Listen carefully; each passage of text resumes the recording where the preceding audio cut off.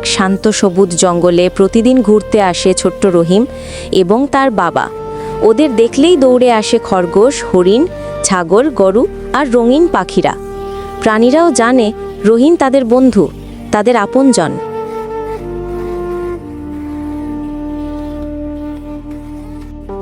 আজ রহিম সাথে করে এনেছে দানার বাটি।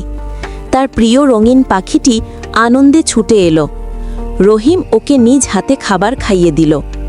এভাবেই প্রতিদিন প্রাণীদের প্রতি তার ভালোবাসা আরও গভীর হয়। জঙ্গলে সব প্রাণী যেন রহিমকে ঘিরে এক পরিবার। খরগোশ লাফাচ্ছে, হরিণ খেলছে, পাখিরা গান গাইছে। রহিম দূর থেকে হেসে দেখছে প্রকৃতির মাঝে সুখ কত সহজে মিলে যায়। কিন্তু একদিন রহিম দেখে তার সেই রঙিন পাখিটি মাটিতে পড়ে আছে, ডানা আহত, চোখে ব্যথা। রহিম ছুটে গেল, বুকটা কেঁপে উঠল। বন্ধুর কষ্ট দেখতে তার খুব কষ্ট লাগলো।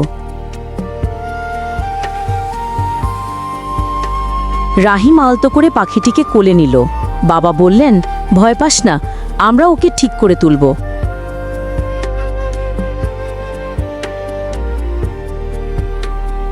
গরু, ছাগল, হরিণ সবাই উদ্বিগ্ন হয়ে চারপাশে জড়ো হলো।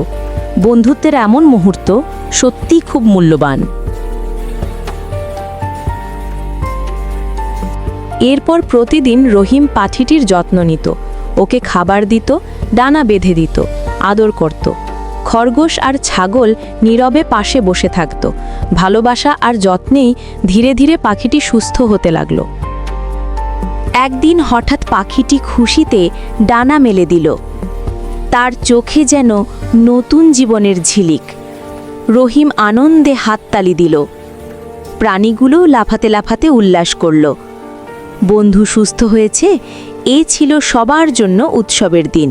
বন্ধুরা, কেমন লাগলো তোমাদের ভিডিওটি? ভালো লাগলে তো অবশ্যই সাবস্ক্রাইব করবে রিমন খান এলটিডি চ্যানেলটি।